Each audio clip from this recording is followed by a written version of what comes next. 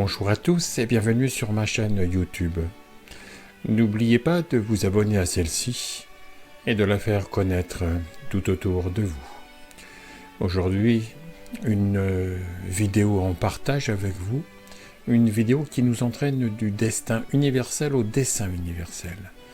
Et à la fin de cette vidéo, j'évoquerai les aspects pratiques qui permettent d'embrasser le dessein universel à partir des circonstances vécues. Mais d'abord, on peut s'interroger sur la notion de destin. Qui est le « je », ce petit moi qui imagine avoir un destin? Cela revient à se demander qui est l'ego qui revendique un destin. L'ego n'étant pas une entité, mais une illusion, et plus précisément une pensée qui d'ailleurs se construit sur une base possessive. L'ego veut posséder tout ce qui entre dans le champ de sa sphère perceptive. Ainsi, il veut survivre en s'appropriant les expériences qu'il perçoit et ressent. Si l'ego veut donc se saisir de certaines choses, c'est qu'il poursuit son désir de complétude, persuadé qu'il doit combler un manque pourtant supposé, qui se convertit en désir, des désirs qui prennent naturellement différentes formes tout au long de son existence. Ainsi, l'individu saute de désir en désir, cherchant à l'extérieur ce qui pourrait le combler. Mais le contentement ne dure que l'espace d'un instant, le moment fugace de la possession de l'objet du désir. Car l'instant d'après, l'ego repart sur une nouvelle quête. De même, l'ego tente de rejeter toutes les expériences qui pourraient lui faire percevoir des sensations ou des émotions désagréables. Il est dans le refus de ressentir, dans son corps, les épreuves que pourtant la vie place sur son chemin. Cela me fait penser à quelqu'un qui serait au cinéma pour visionner un film et qui serait tenté de sauter dans le film quand celui-ci lui plaît, mais qui tournerait le dos à l'écran quand le film ne lui plairait plus du tout.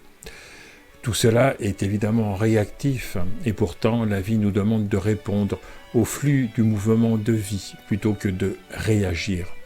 Bref, soyons des créateurs plutôt que des réacteurs, car comme pour toutes les médailles, celle de l'incarnation est aussi dotée de deux faces dont l'une est le revers.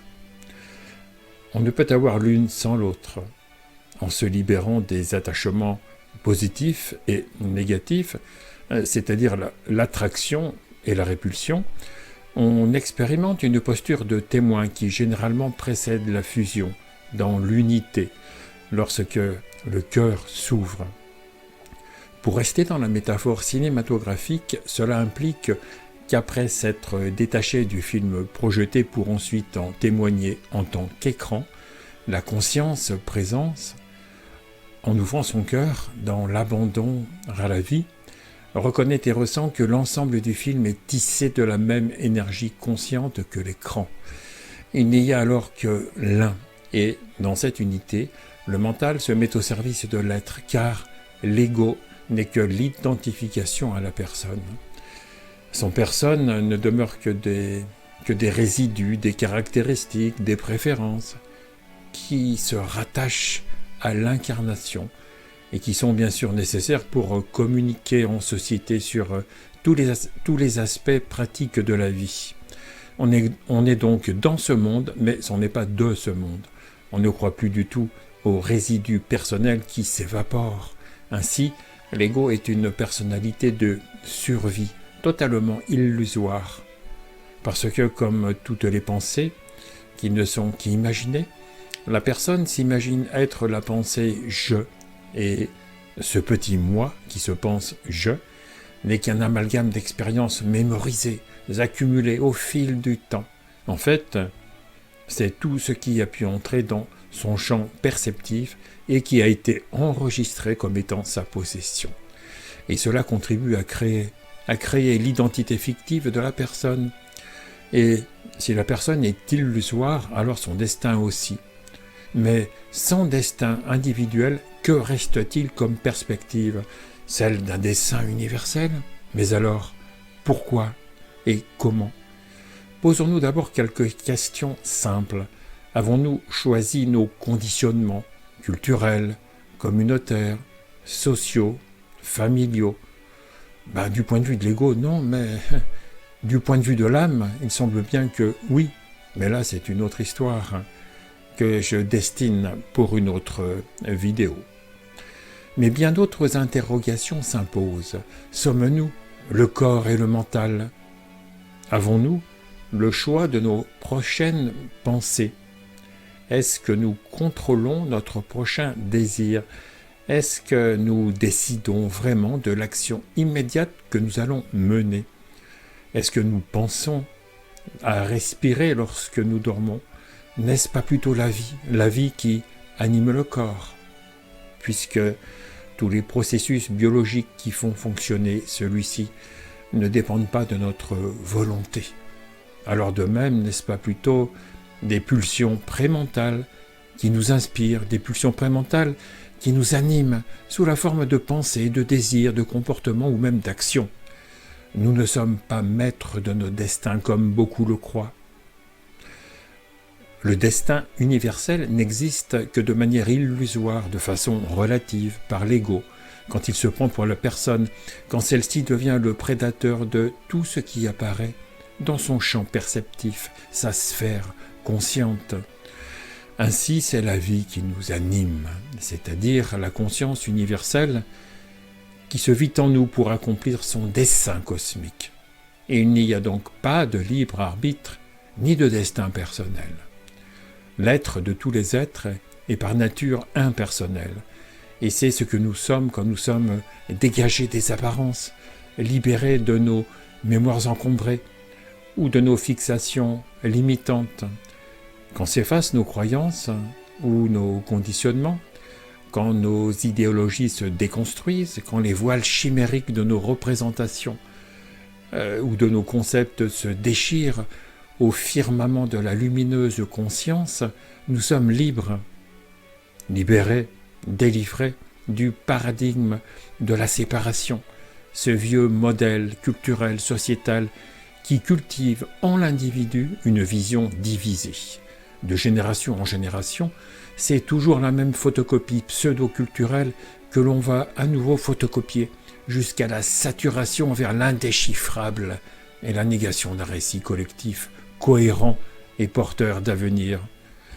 Pourtant, chacun de nous possède au fond de son cœur une étincelle de lumière et d'amour qui nous pousse à l'ouverture plutôt qu'à la fermeture. Il nous faut vivre la vie plutôt que de la penser. Sinon, à l'échelle collective, ces pensées ne sont qu'un sombre magma imaginaire de représentation qu'on appelle le monde. Un monde où chacun veut tirer son épingle du jeu plutôt que de faire cause commune. C'est un jeu de dupes où peu d'entre nous ont l'intuition de quitter le cadre afin de se mettre hors jeu. Ou hors jeu, devrais-je dire. Et ces projections mentales imaginées, au gré des intérêts personnels de chacun, elles s'entrechoquent comme un épais brouillard mental venant masquer la lumière de la pure présence. En constatant l'errance de nos frères humains comme des handicapés du vivre ensemble, perdus dans une histoire dystopique, on peut légitimement s'interroger sur le bien fondé d'un dessein universel qui semble inopérant lorsqu'on voit le spectacle du monde. Alors, n'oublions pas que c'est un spectacle, un jeu un peu comme une apparition, car tout ce qui y apparaît n'existe en fait que pour révéler la conscience qui perçoit. Alors c'est quoi le destin, le dessein universel? La réponse est en chacun de nous, dans notre pure présence. Cette écoute qui s'écoute elle-même quand le murmure du silence traverse notre disponibilité et renseigne notre inconnaissance. Car l'écoute, qui est accueil ou amour inconditionnel, peu importe le nom qu'on lui donne, est inconnaissance. Et c'est quand on disparaît dans celle-ci, enfin purgé des savoirs qui nous séparent et nous divisent, que la connaissance universelle innée s'offre à nous, lorsque nous nous offrons à elle. C'est une connaissance intuitive, un peu comme une évidente évidence qui nous inspire au plus profond de notre vécu. C'est la connaissance expérientielle d'une expérience intérieure reliée à la lumière de la source, cette matrice quantique avec laquelle nous échangeons constamment. Ainsi, pour moi, le dessein universel de l'être de tous les êtres, je veux dire bien sûr le sans forme, demeurant au cœur de toutes les formes, c'est de se goûter en tant qu'amour. En d'autres termes, c'est faire l'expérience de lui-même. Et pour ce faire, l'un, ou la source originelle, qui n'était que non-être, se devait d'être. Ainsi, l'élan évolutif a engendré l'univers manifesté. C'est donc un mouvement de vie qui nous traverse et nous guide à travers notre vraie nature, cet état naturel qui est l'amour inconditionnel dont émane la paix, la joie et la sérénité. La vie nous demande juste d'être ce que nous sommes déjà, l'être. C'est l'intention qui supporte la manifestation universelle, comme un désir d'être, un désir de paix profonde, quand l'ultime désir est aspiré par la grâce et rencontre alors l'état sans désir. Ainsi, la source originelle, où l'un a dû se séparer pour se reconnaître en tant qu'amour, car il faut la séparation pour avoir un aimé et un aimant. Et c'est en témoignant dans la lumière de la présence de cette dualité que dans la dévotion de l'amour à l'amour, les deux ouvertures entrent en fusion dans l'unité de la vie. C'est la non-dualité. Nous comprenons ainsi que nous contribuons au dessein universel dont la création manifestée, l'univers, est le moyen qu'a la source de se ressentir à travers notre ressenti. Les formes physiques qui revêtuent la vie à travers les millénaires permettent justement sa reconnaissance avec l'éclosion des êtres sensibles que nous sommes. C'est à travers notre sensibilité, cette capacité à ressentir, que la conscience peut se ressentir elle-même et se reconnaître en tant qu'amour, car le mental nous permet d'être conscient. En cela réside le plan divin. Faire passer l'infini dans le fini grâce à notre faculté de percevoir quand celle-ci se perçoit elle-même. Et pour faire advenir cela, songez que le mental fini en chacun de nous, c'est simplement l'activité de la conscience universelle, ou mental infini. On peut vraiment dire que le mental, quand il est au service de l'être que nous sommes, a pour mission de vie de faire passer l'infini dans le fini. En d'autres termes, pour faire couler l'amour, la source a besoin de fontaines, même si je mets des gros guillemets à fontaine. En fait, l'univers n'est pas conscient, c'est la conscience qui est l'univers et tout ce qu'il contient. L'élan universel est donc inné en chacun. Notre chemin, c'est le chemin de la vie. En fait, c'est comme un sillage dont nous ne pouvons guère nous écarter. Si déviation il y a, elle est similaire à celle d'un voilier naviguant sur la mer. Son cap peut se trouver dévié par les courants marins ou par le vent, parfois tempétueux, mais toujours il se recale sur sa destination ou son port d'attache grâce à sa route fond. Ainsi, malgré tous nos écarts, grâce au dessein universel, nous sommes toujours recalés, redirigés sur la bonne trajectoire, celle qui nous permet de désirer le bonheur suprême, notre idéal. Bien sûr, chaque individu est à la recherche permanente du bonheur, et celui-ci, c'est la boussole intérieure que la vie a justement placée en chacun d'entre nous. Bien sûr, le bonheur pour certains, c'est de rester entre eux, de se replier sur eux entre deux frontières, et même derrière la muraille de l'économie ou de la croissance. Pour d'autres, au contraire, c'est de créer du lien, de la fraternité et de respecter la planète. Tout cela est juste. Tout cela, c'est justement l'expression de l'unité. Même le drame le plus atroce, c'est aussi l'expression de l'unité. Car ce qui dérange, Ce n'est pas les autres, non, c'est nous quand on se laisse déranger. Bien sûr qu'on peut être en paix malgré la tempête, car justement la vraie sécurité, elle est à l'intérieur de nous, quand on accepte notre vulnérabilité.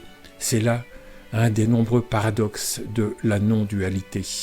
Ainsi, la vie nous guide vers son but, l'amour. Et l'amour, c'est comme nous, sans nous. En d'autres termes, c'est être conscient d'être conscient. C'est nous sans nous. Nous en tant qu'être, sans nous en tant qu'ego emprisonné dans ses limites et incapable d'aimer.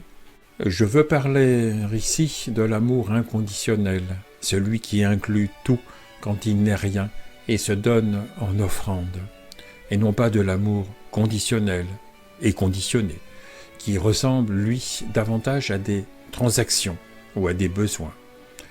Le plus souvent, on aime pour se faire aimer, comme des mendiants de l'amour, perclus d'attachement et de dépendance. Une telle vie n'est pas synonyme de liberté. La personne ne peut pas être libre. Tant qu'il y a la personne qui veut soit saisir, soit rejeter les expériences que la vie lui envoie, elle reste un pantin malmené par l'illusion de la séparation. Et comme nous créons notre réalité avec notre état d'être, puisque nous échangeons en permanence des énergies informationnelles avec la matrice quantique, eh bien notre manière de croire engendre naturellement notre façon de voir. La vie nous offre un miroir qui en cette période est de plus en plus grossissant. Elle nous entraîne vers l'amour que nous sommes, comme le courant d'un fleuve plus ou moins tranquille. Tranquille dès lors que l'on fait la planche et qu'on surfe sur les événements. Moins tranquille quand on résiste et qu'on nage à contre-courant. On engendre alors des remous qui éclaboussent l'humanité entière puisque nous sommes tous reliés. Intrication quantique oblige. De la sorte, si le monde était un océan, il ne serait que vagues de refus à sa surface. Car tout ce qui n'est pas accueilli en conscience revient pour l'être avec plus de pression, plus de puissance. Comme le disait Jung dans Les Racines de la conscience, tout ce qui ne parvient pas à la conscience revient en fait sous forme de destin. Alors, en écoutant la force de vie qui nous anime, il est clair pour moi que nous avons tous une mission de vie assignée par l'âme.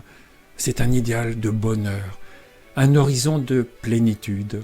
Et cette tâche qui s'emploie à nous diriger vers notre épanouissement suprême est elle-même comme aimantée par le dessein universel.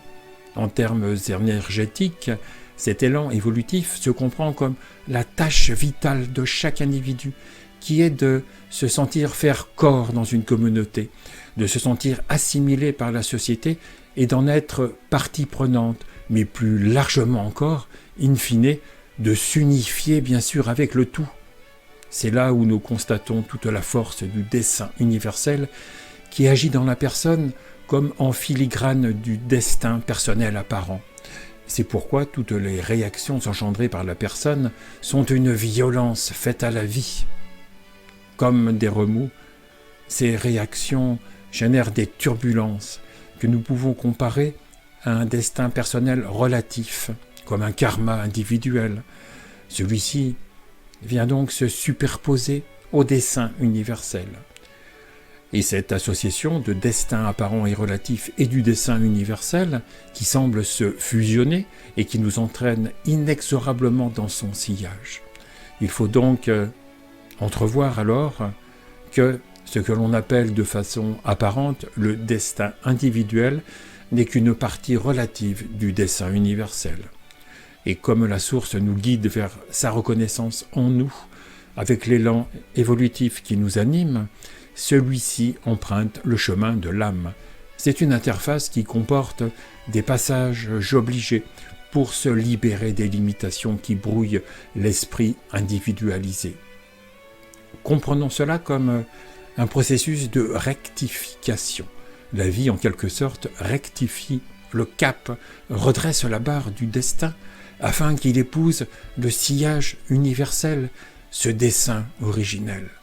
Ces passages obligés et prédestinés conduisent donc l'individu concerné à faire l'expérience de situations lui permettant de libérer des espaces intérieurs en lui, qui ne seraient pas des espaces d'amour inconditionnel remplis de paix, de joie et de sérénité.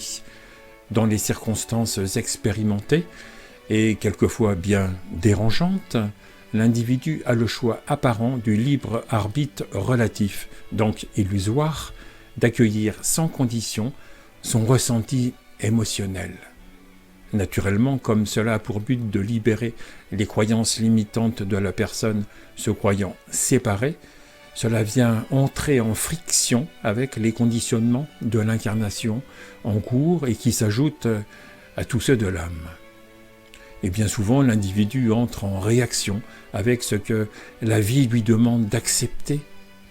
Alors, si la réponse est un refus, un rejet, eh bien l'expérience se représentera à nouveau et le plus souvent de façon plus intense, comme un miroir grossissant, pour mieux montrer ses reflets. Alors bien sûr, cacher tous ces refus de ressentir sous le tapis de l'inconscient est un leurre car tout ce qui reste inconscient, c'est tout ce que l'on ne peut pas accueillir en toute sécurité, d'où la nécessité de purger l'inconscient de tous ces refus, de toutes ces peurs aussi. Songez que derrière toutes les colères du monde, qui sont en cette période de plus en plus exacerbées, et les clivages sont aussi davantage marqués, eh bien c'est le refus de la réalité qui s'exprime partout. Une pseudo-réalité, de fait, engendrée par les projections et les interprétations des uns ou des autres. J'y vois le rejet du masque de l'ego de plus en plus difficile à endosser. Et en creux de tout ça, se dissimule bien sûr cette peur atavique de ne plus exister, celle de mourir. Pourtant, dans l'éveil à notre vraie nature, seule la peur meurt. On pourrait appeler ça mourir de son vivant, car c'est dans l'absence d'ego que se révèle la pure présence. C'est pourquoi la vie nous guide vers notre royaume, la lumière éternelle de la source divine et notre nature fondamentale. C'est une perspective non duelle et impersonnelle que, tôt ou tard, nous devrons tous épouser. Pour ce faire, en utilisant la métaphore du vitrail et de la lumière, on peut dire que nous devons aimer tous les fragments éparpillés du vitrail que nous sommes. Ces facettes divisées, qui ne sont pas aimées, devront donc se rassembler pour faire l'unité et pour laisser passer la lumière que nous sommes.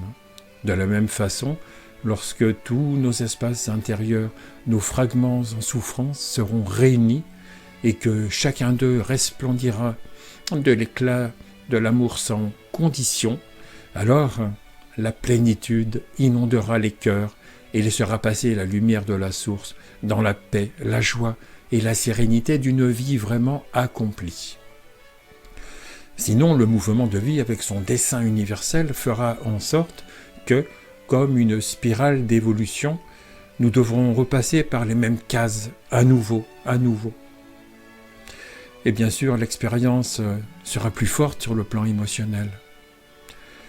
Le moment est propice maintenant, avec l'élan évolutif qui nous pousse vers l'amour, à aimer toutes nos fausses notes, à aimer tout ce qui nous dérange, à accueillir nos ressentis émotionnels et à accepter que nos épreuves de vie soient pour nous de véritables tremplins d'évolution pour se libérer des contractions douloureuses qui nous enferment.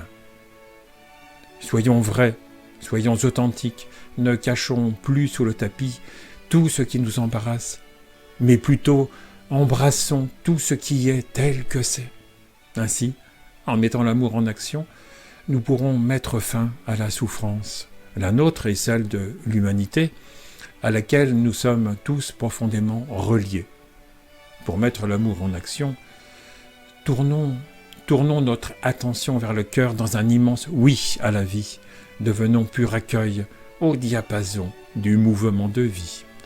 Alors, nos désirs seront alignés enfin sur l'énergie du dessein universel. Alors, nos désirs ne proviendront plus de l'ego et de sa quête d'amour, ils émaneront directement de la source d'amour en nous. Et de ce fait, nous constaterons la fusion du sujet et de l'objet quand la conscience reconnaît que la seule expérience qu'elle a des objets de perception, c'est justement d'en faire l'expérience. Ainsi, il n'y a que la conscience qui fait l'expérience de connaître. Connaissance d'elle-même à travers le pseudo-sujet ou le pseudo-objet de connaissance. Tout ce dont nous faisons l'expérience n'est que la conscience. Tous les soi-disant objets sont également tissés de la conscience au niveau fondamental, ainsi bien sûr que tous les soi-disant sujets. Dès lors, s'évapore l'illusion de la séparation. C'est l'expérience de notre vraie nature non duelle. Puisqu'en tant que citoyens de la Terre, nous sommes unis par un destin commun, le dessein universel, il nous appartient d'être à l'écoute totale de tout ce que nous percevons. C'est là un des aspects de la mise en pratique dont je parlais au début de cette vidéo. Il y en a d'autres. Alors, soyons aussi attentifs aux signes que la vie nous envoie. Toutes ces synchronicités qui sont des clins d'œil évolutifs. Ouvrons-nous à l'inconnu, au pur domaine de toute possibilité. Soyons dans l'accueil. Parce que la sagesse, c'est de ne pas éviter l'inévitable. Mais il est évident que tout ce que nous voulons éviter est précisément ce dont nous avons besoin pour grandir. Alors, nous devons dire, ma volonté, c'est que ta volonté soit faite. Car notre mission, c'est le dessein universel. Découvrir qui nous sommes vraiment en se découvrant des voiles de l'ignorance issus du paradigme de la séparation. Alors, dans toutes les pratiques spirituelles, ne prenez surtout pas l'identité du pratiquant, car cela renforce l'ego quand il devient un ego spirituel. Voilà, c'était quelques aspects pratiques que je voulais évoquer en clôturant cette vidéo. Je vous invite à vous abonner à cette chaîne, mais encore plus important, à vous inscrire à la lettre d'information mensuelle du mouvement Désir d'Humanité dont je suis le fondateur. Pourquoi ? Eh bien parce que je vous offre bénévolement une formation totalement gratuite pour explorer la non-dualité. Ce programme d'exploration de la non-dualité est simplement réservé dans un premier temps aux abonnés de la lettre d'information. Pour ceux d'entre vous qui sont en résonance de cœur avec ce que je partage, merci de visionner sur cette chaîne la vidéo qui s'intitule « Au cœur de l'expérience, offrez-vous l'exploration de la non-dualité ?» Ce programme est offert. Donc cette vidéo, elle est dans la playlist « Exploration non-duelle » et elle présente vraiment la formation que je vous offre. Mais surtout, n'oubliez pas de vous inscrire à la newsletter de l'association d'intérêt général Désir d'Humanité pour recevoir le lien hypertexte qui vous permettra de regarder la vidéo du mois totalement expérientielle qui est donc relative à l'exploration de la non-dualité. Alors c'est bien sûr sur le site désirdumanité.org. Voilà. Il me reste maintenant à vous souhaiter de vous laisser être, c'est-à-dire d'embrasser le dessein universel pour ne plus engendrer les remous habituels, quelquefois douloureux, mais qui n'ont pour but que de vous faire devenir ce que vous êtes déjà, l'amour inconditionnel. Alors ensemble, incarnons vraiment notre dimension sacrée et soyons les ferments du nouveau paradigme. Voilà. Désormais, chaque mois sur cette chaîne, 2 vidéos, dont une vidéo publique comme celle-ci, plus la vidéo destinée aux abonnés, en mode non répertorié sur YouTube, qui fera de vous des explorateurs non duels. Voilà, je vous dis donc à bientôt pour de nouvelles vidéos.